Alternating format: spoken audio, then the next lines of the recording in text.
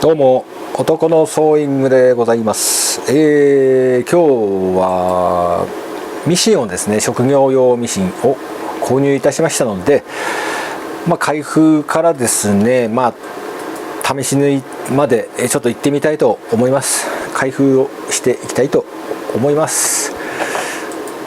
はい、ももちゃんです。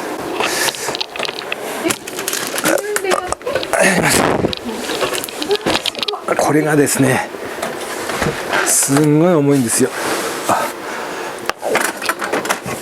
これ結構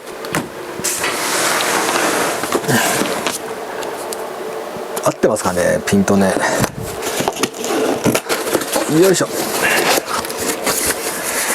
保証書ここにございました。で購入したのね、ジャノメ 780DX となります。ちょっと汚い我が家が映っておりますけど、なんかサービス品みたいなのが入ってて、これね、保証書、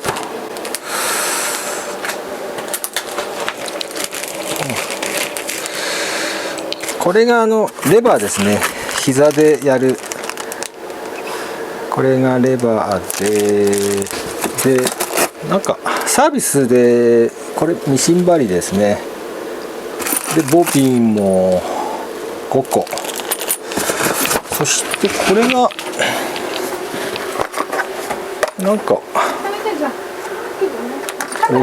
ここにもボビンが入っております。4つほど。すごい。これちょっと後ほど開けてみましょうか。ミシンのオイルとかも入ってますし、縫い幅のあれが入っている。嬉しい。私持ってないんです。これは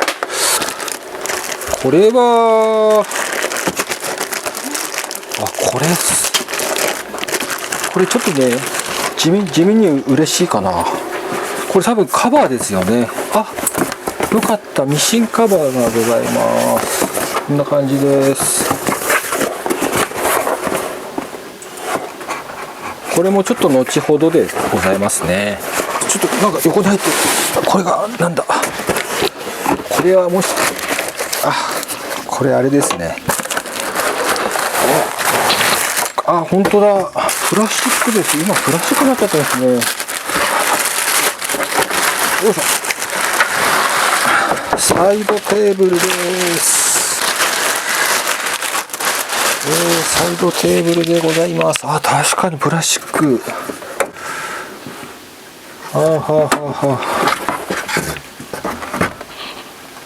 こんな感じです。本体開けたいんですけど、これっていいのか分かりませんね。ちょっと横に、これは足踏みのフットコントローラー。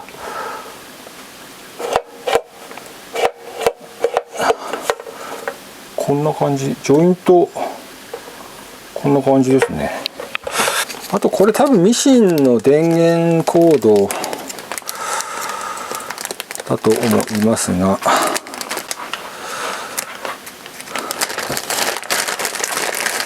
そうですね。ジャノメミシン製、他の電気製品に使用しないでくださいと。これはプラグです。出ました。本体です。本体でございます。よいしょ。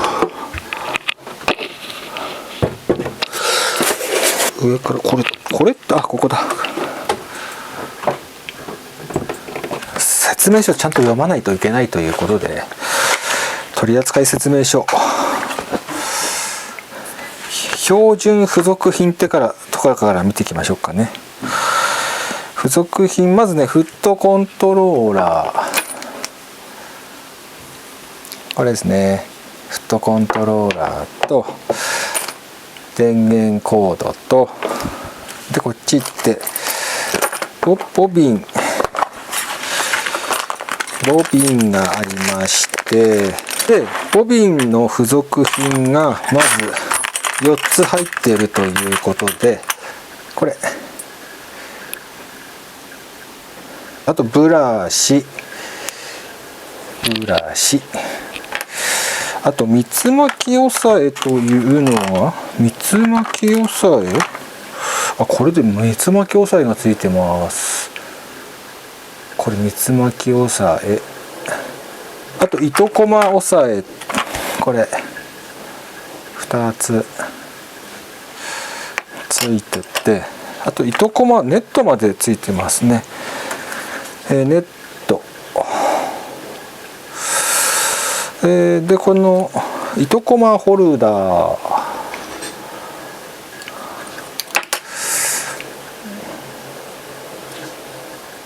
こんなやつですね。はい、これが入ってて、あとねじ回し、これがミシン針の方で、こっちは多分下糸の調整になると思うんですけどね。この2つ入っております。そしてクロスガイド嬉しいですね。私ガイド持ってなくて、これですね、ガイドでネジ、ここネジ、こうですね。そしてここにも針ついてますね。 DB1 の11番14番、11番14番って基本なんでしょうかね。あとこの付属ケース、あと油差し、あとニーリフトっていう、ニーリフトっていうんですね。ニーリフト、これ私ねちょっと使いこなせてなくてあれなんですけど、ニーリフトです。そして取扱説明書とか、以上こんな感じですけど、一回ちょっと針ねついてるんですよね。ご覧いただけますでしょうか。前から見てこれがサブテンションでしょう。サブテンションあって、押さえやテンション、こっちテンションね、サブテンションとこっちテンションで、あとこれリバースで糸切りで、これがネームですね。0、2ぐらいですかね。でこれが送りになってて、でこれレバー、ちょっと寸法を測りましょうか。だいたいでいいですかね。47.5 センチですね。一番高いとこ多分ここかな。34センチかな。34。幅見てみます。ちなみに幅、こちらご覧いただいて、幅がねこれがあるから、これが一番出っ張っているところで、23センチないかな。でも23センチぐらいですね。23センチぐらいで、横から見るとスイッチがあって、これ縫い目ですね。でこれは送りですね。そして今度後ろ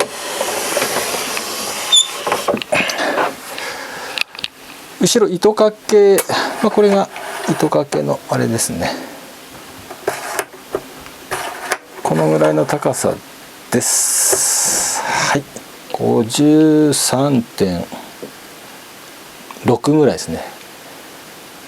でこれ糸で、これ使うかわからないけど、これがこう入るんだと思いますけれども、これもねこんな感じで先ほどのこれね、こんな感じで入りますけど、これはまた後で調整しましょうか。これがね、押さえ、なんか紙があるんでちょっと取りますけど、これ押さえレバーですね。ちょっと分かりづらいな。押さえレバーで、ここ開けてみましょうか。ボビンのとこ見てみましょうか。はは、これ分かりますかね。重機さんのやつね、今までここを上げるとね、これがついてきたんだけど、これジャナメさんのこれ独立してますね。これでこうか。でつけるとき別にカチャッとなんないな。あんまここゆるい感じがする。そして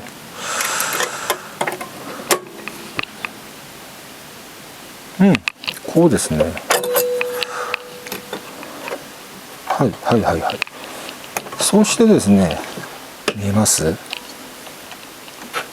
ここにボビンケースが入ってますけど、ちょっと取ってみますね。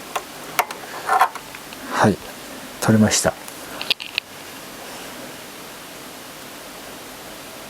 こんな感じです。ボビン。そしてで取りますね。一回爪をこれパタッとやってからですね。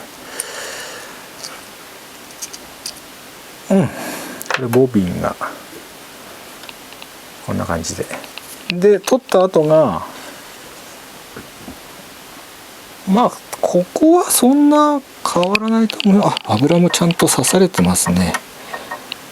はいはい。じゃあもう早速セットしちゃいましょうか。青にしますね。青、わざと青にします。そしてこれが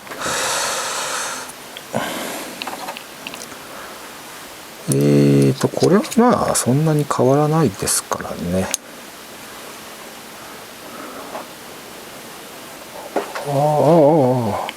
いや、かなり調整されてますね。調整されてますね。パタッしてこれをパタッと。これがね、もうちょっと強くてもいいような感じがするんだけど、ここにね引っかかる用の突起がこことここにこうあるんですけどね、少し緩い感じがするけど、なんかまあ大丈夫だとは思うんですけどね。そして締めてここでパターンとやれば、でもこれは横は開くのか。でもまあこれでとりあえず完了ですね。そして50号のね 3000m 巻きっていうのはね、これ使ってるんですよ。それで穴がこういう風になってるので、これでいいんじゃないかなと。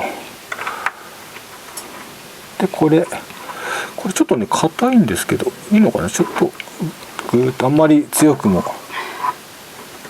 バッチリ、あんまり取りにくくなるから軽くでいいかなっていう。でここに今ここからここに通しまして、で次こっちですね、サブテンション。ちょっとこれは説明書見ながらでもいいと思うんですけど、サブテンション、ここのね3つ穴があるんですけど、どこでもいいのかな。このでも奥がいいのかな。一応奥、そしてここのままで、ここのねサブテンションがこれ多分緩いよね、相当。いいですか。ここがね相当空いてるんで緩い気がするんですよね。このぐらいでいいかなっていう感じで、この辺で止めておきます。よいしょ。はい。今ここに糸が通ってサブテンションに今通りました。そしたら今度サブテンションからここの下のテンションに、分かります？今こう通して、ここの針金がね、見えにくいですかね、これここにかけます。かけて、で多分これは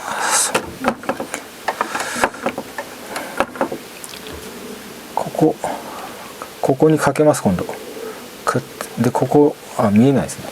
今度ここ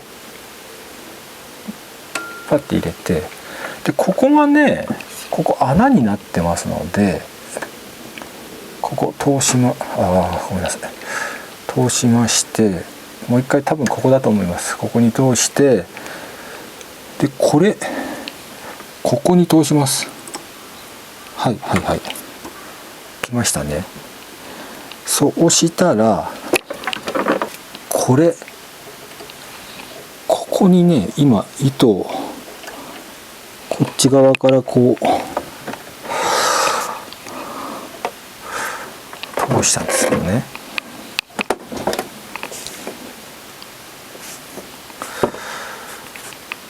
ここに糸をかけるところがありますので、そしてここに糸をかけるんですが、ここですね。でこれで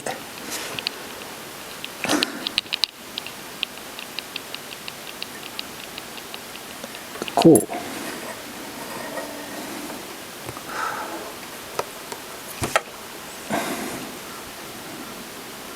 見えます？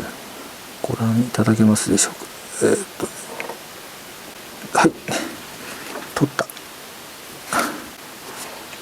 取りました。下糸の引き上げ方って書いてあって、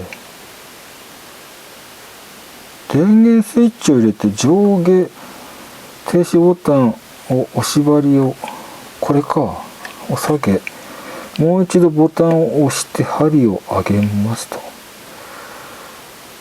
ははははははははは。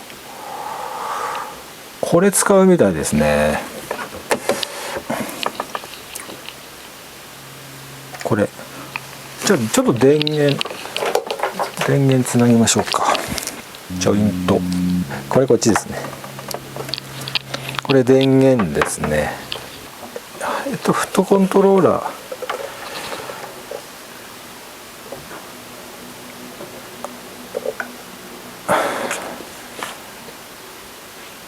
これがね、これがこんなやつですね。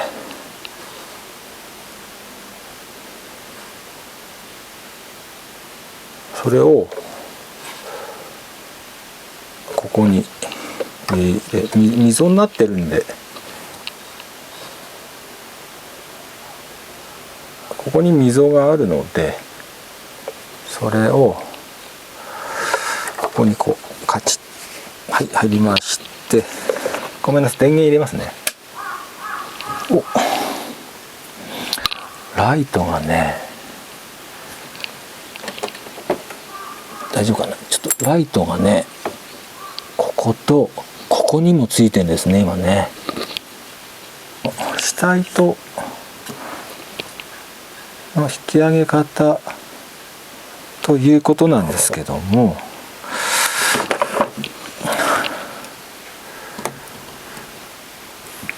これが針の上下のボタン、これボビン巻きですね。ボビン巻くとき押すと思います。それでこれがミシンのスピード、ゆっくりにしておきますね。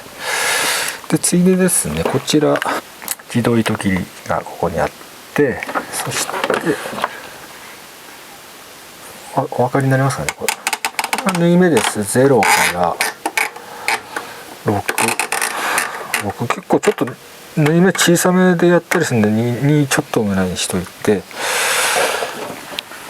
それでですね、今下糸の引き上げ方というのをやります。これを軽く持ってですね、この針で一回針をこれを一回で、今下がりましたね、これがね。でもう一回これを押すと、で上がったと。そうすると、あ、出てきたかな。あ、無事お分かりになりますでしょうか。これ出てまいりました。でこれ後ろにこう回します。ちょっとフットコントローラー結構大きいんですよね。これね、ちょっとね T シャツの切れっ端なんですけど、ちょっと一回塗ってみましょうか。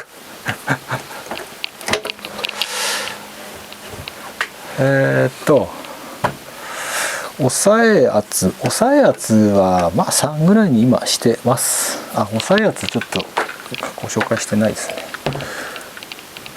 抑え圧、ここにつまみがあって、5からこう上にはまあ上下するわけですけど、まあ真ん中ぐらいでいいかなと。 2.5 ぐらいで。テンションのこれどのぐらいかな、わからないけど、じゃあここ縫ってみますね。初縫いだな、緊張するな。落ちてる。あ、動いた。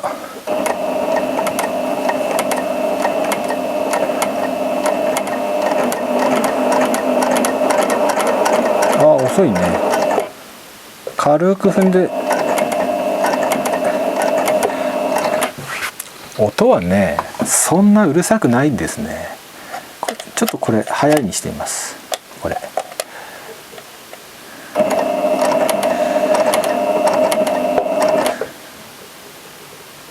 早いだけど軽く踏んでます。最低の速さこんぐらいかな。でゆっくりにするとこ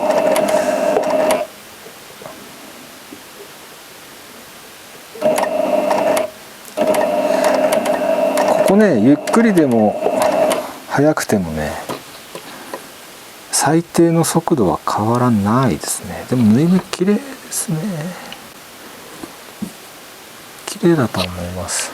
ちょっと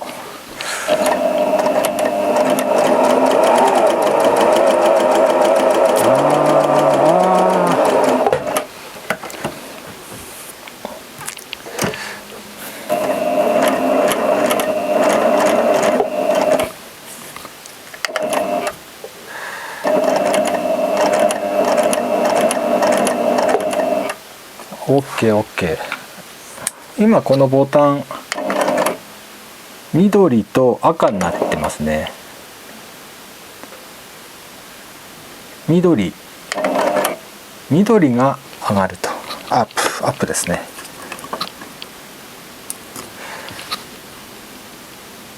こうやった方がいいですかね。はい、針に合わせて。これ針ここね、赤がダウンですね。で緑が、なのでこのまま例えばこう縫っていってで止めると、緑だと針は上がったまま止まると。今緑ランプですよ。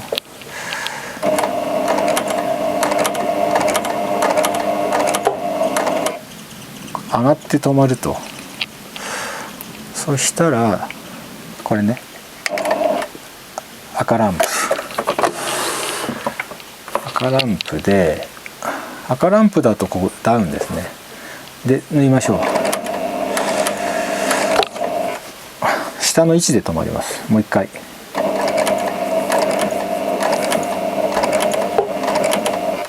はい、それで糸切り、自動糸切りちょっと使ってみましょうか。ここ使ってみますね。今押します。お、すごいな。すごい音しますね。もう一回やりますよ。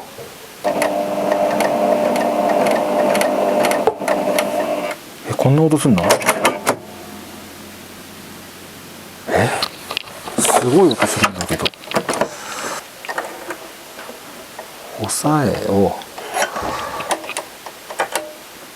これでもいいな。これでも通りますね。どっちがいいかだな。まあどっちでもいいかな。やりやすいように。今ゆっくりモードでリバースこんな感じですね。でゆ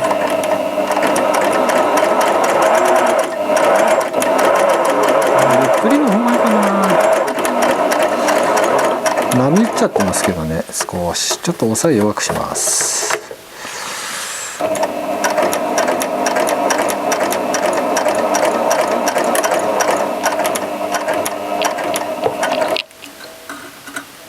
あれ引っかかっちゃったな。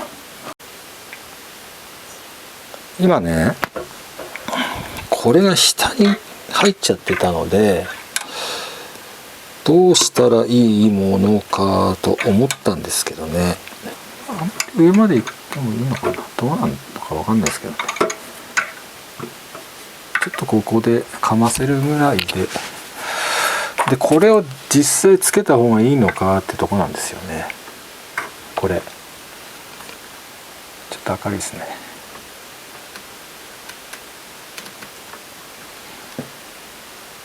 これつけて、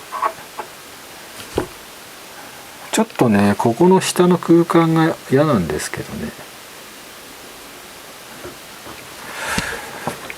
ちょっとこれでやってみましょうか。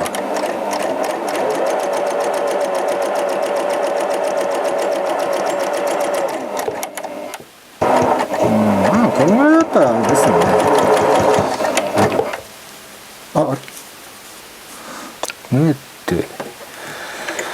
縫えてないよね今縫えてない。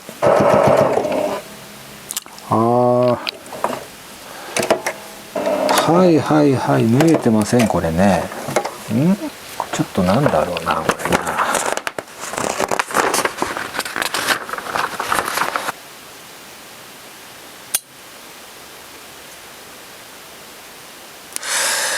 いやこれじゃない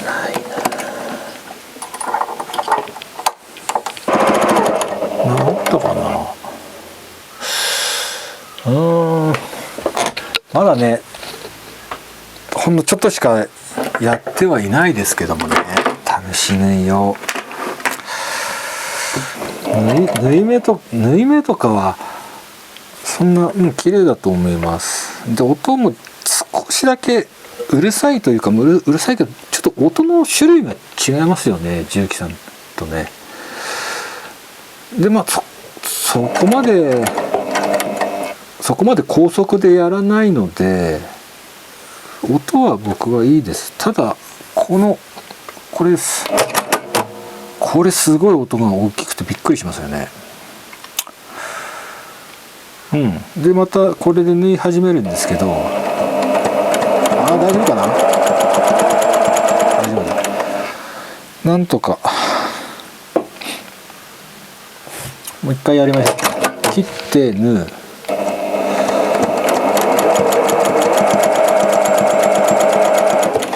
大丈夫かな。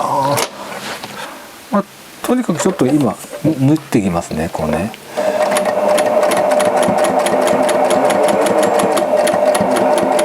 これ縫えてるんですけど、でここでね糸切りバツンと切るんですよ。で引き上げるじゃないですか。で今のねこれ縫えてるんですよね。そしてまたここにセットして縫い始める時に、さっき縫えてなかったんですけど、これが縫えてる。大丈夫かな。またやりますよバツンってね。でもう一回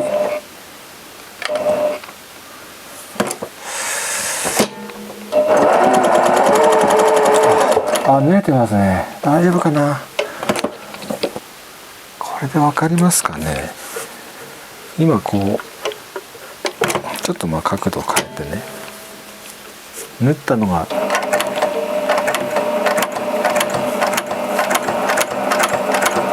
分かりますね。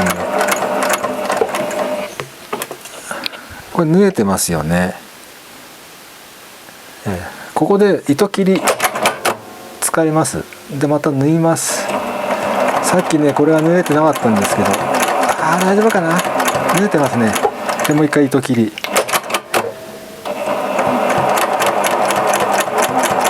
大丈夫か。びっくりしたな。でねもう一回糸切りやって上げて上げて、でもう一回ここから縫い始めた時にまた縫えてるからなんですけど、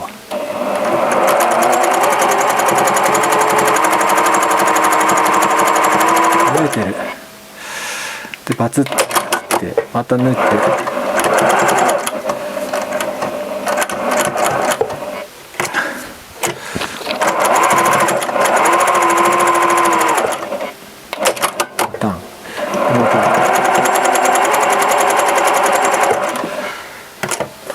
大丈夫か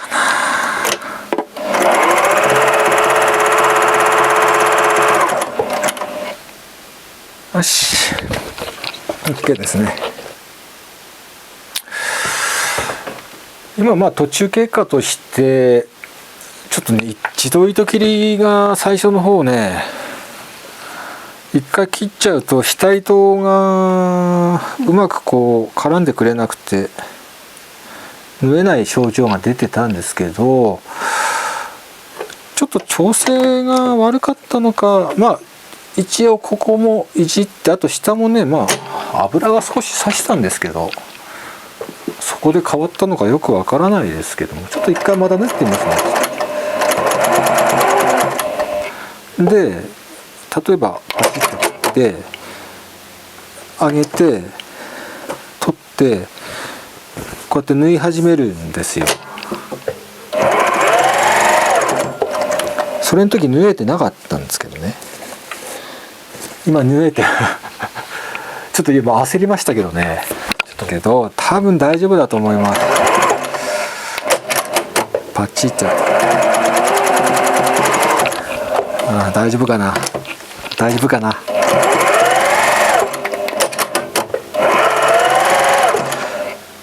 大丈夫ですね。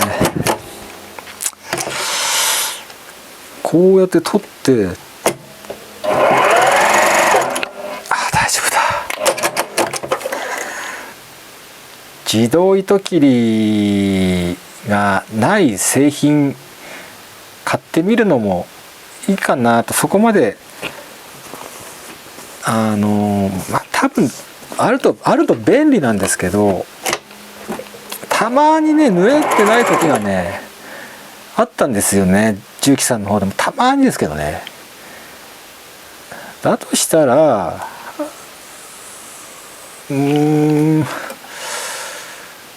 ない自動糸切りがないのもいいのかなと思いますけどね。でこうやってここでパッと切るのもいいと思いますけどね。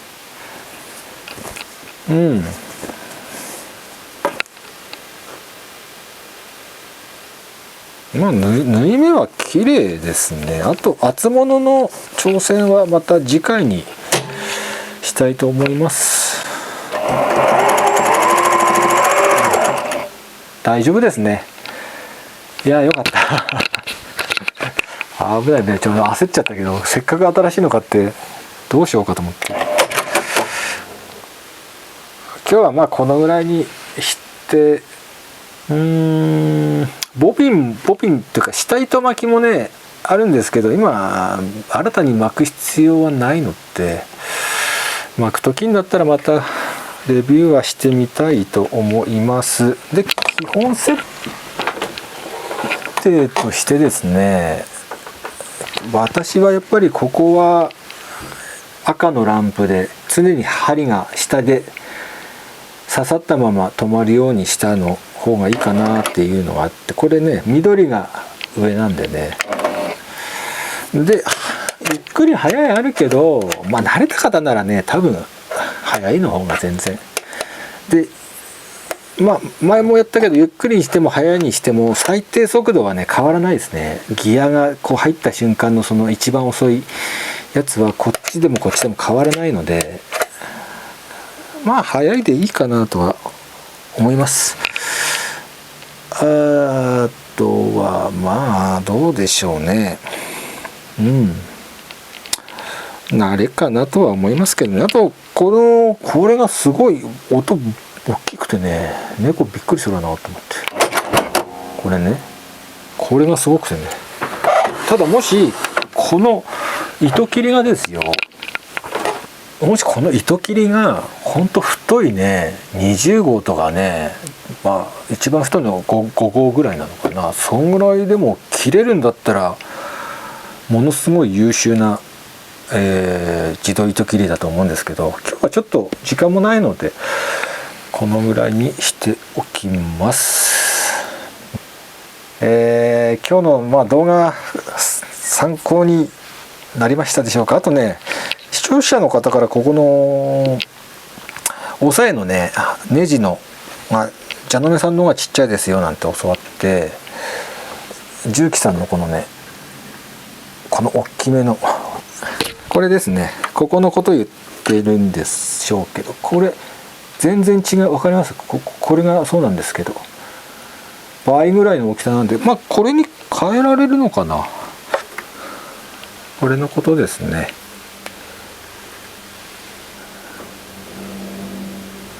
これとこんなに違うということで、ちょっとドライバーも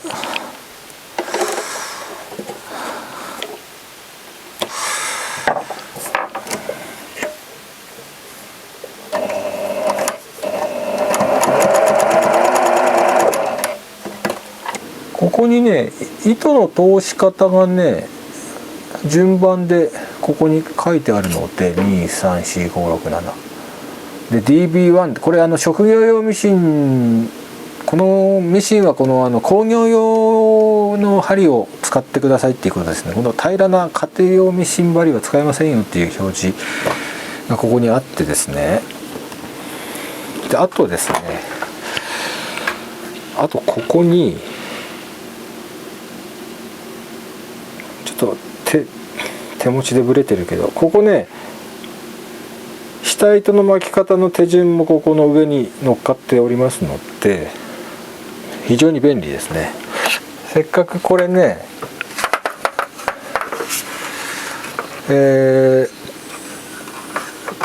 4箇所、ここ1、2、3、4、これねプラスチックになったっていうことなんですけど、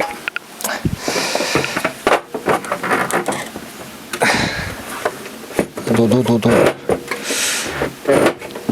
これだけあんまりカチッとはつかないですね。これ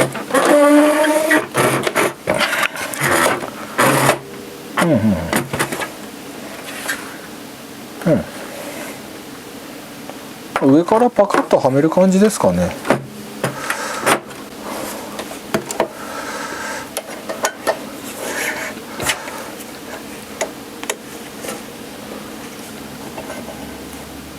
大丈夫かな。あれ引っかかってるね。よいしょ。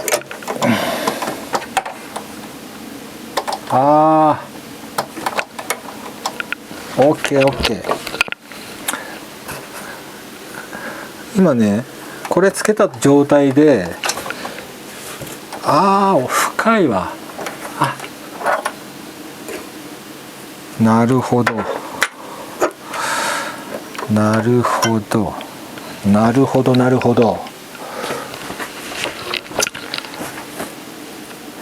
ですね、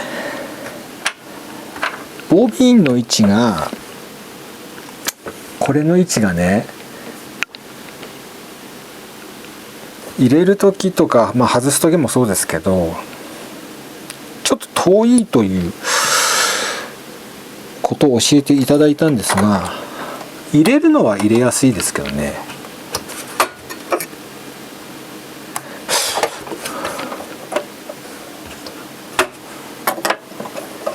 ははははは。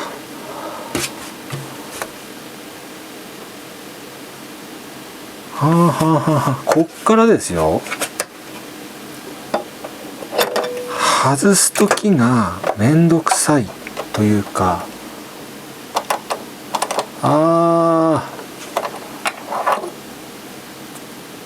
ですね、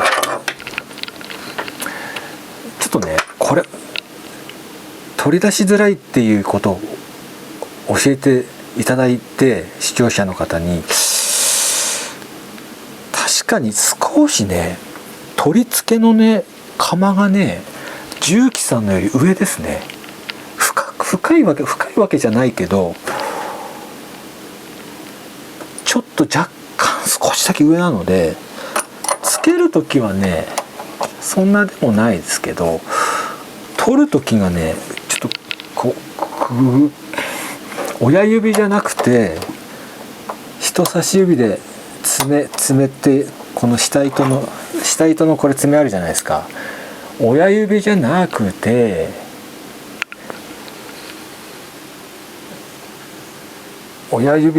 てこれね、人差し指でね、人差し指でやった方がいいかもしれない。これね、親指でつけるじゃない、親指で取る癖がついてたけど、こうやって人差し指でこうやって取ればなんてことはないですね。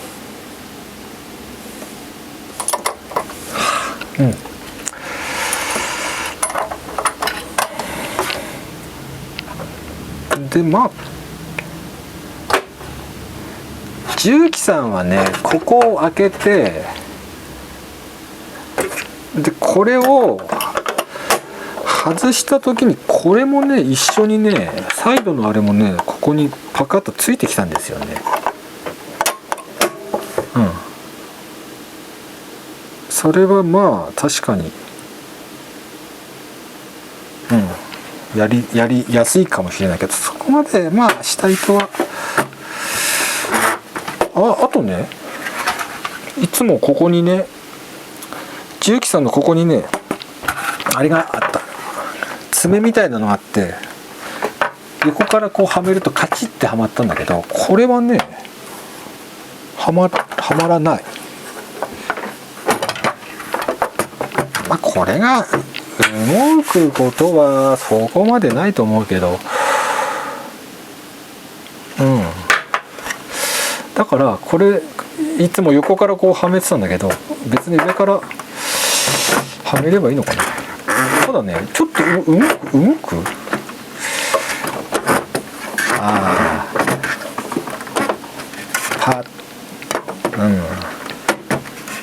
これは慣れか必要かな。でも作業面が今までここがなかったのが、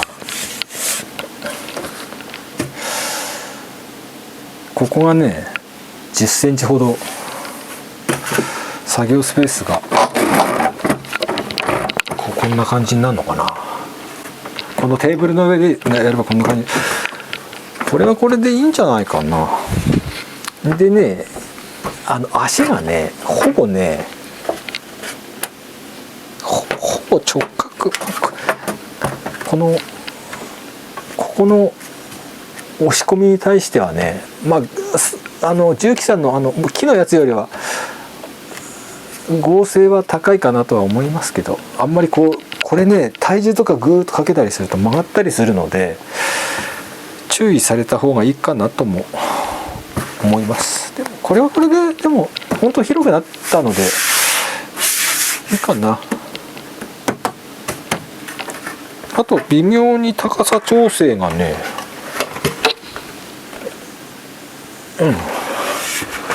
微妙にどこで見せすればいいかな。わかりますかね。ちょっとこれ高くできますね。ネジになってて高さ調整が微妙に、でこっちのここもネジになってて高さ調整微妙にできますので、まだ高いか。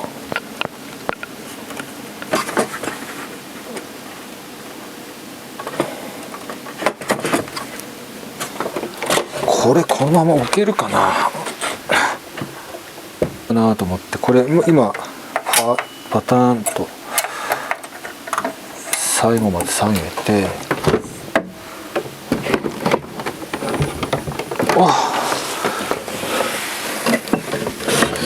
かった、乗った。若干はみ出してはおりますが、ちょっと若干ここだけ少しはみ出してはおりますが、これケースがねついてるんですけど、こ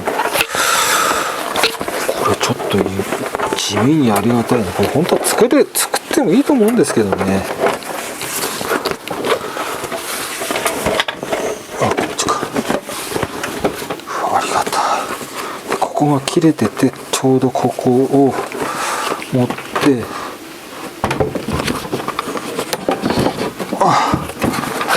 どうかな。はい、入った。でもちょっとありがたい。ちょっと長さがちょっと足りない気がするけど、まあいいや。これね、いいや。これ猫がいたずらしたりしないように。ありがたい、ありがたい。でね、こ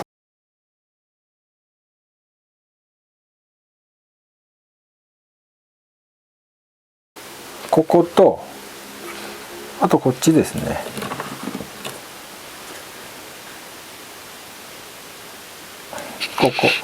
ここの2箇所、ここの釜、これが入っているここの釜のとこのここと、あとこの中とですね、もう一つこっち、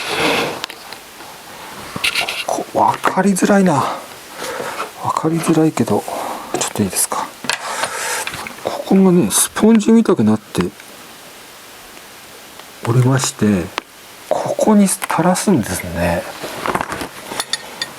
それちょっと試しに。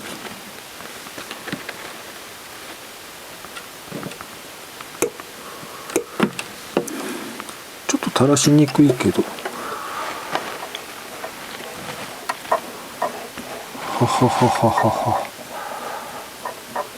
はい、他は多分注油されていると思うのでやめときます。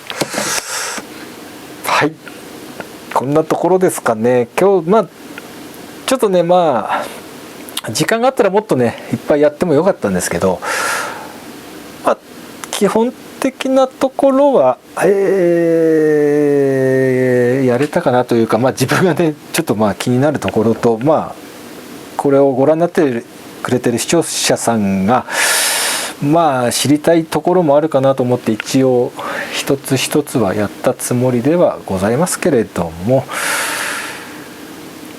ご質問でもあればまたね次の機会に、するとしてですね、あと視聴者さんから結構前にですね、サイコロポーチみたいなのを作ってくれとね言われたんですけど、ちょっと今ね私ポーチあんまり得意じゃないもんですから、どういう風に作っていこうかなとはねちょっと思っておりまして、ちょっとねもう少し時間をいただきたいなと思いますので、このミシンがもう本当に慣れてきて調子に乗ってきたらねどんどん作れるとは思うので、本当ちょっとね今日糸切りのこの調子がこれなんかね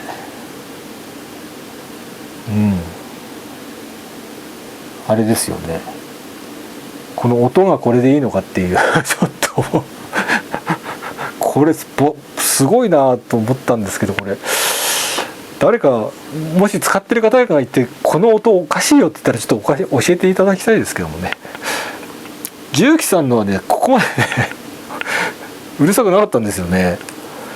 で縫う音はね、若干ですけど、こっちのジャノメさんの方が大きいことは大きいけど、そこまで気にならないんですけど、とにかくこれをすごい音なのでびっくりしたけどね。あとはどうだろう、フットコントローラー大きいので、これね、これはいいですね。でいろいろやっぱり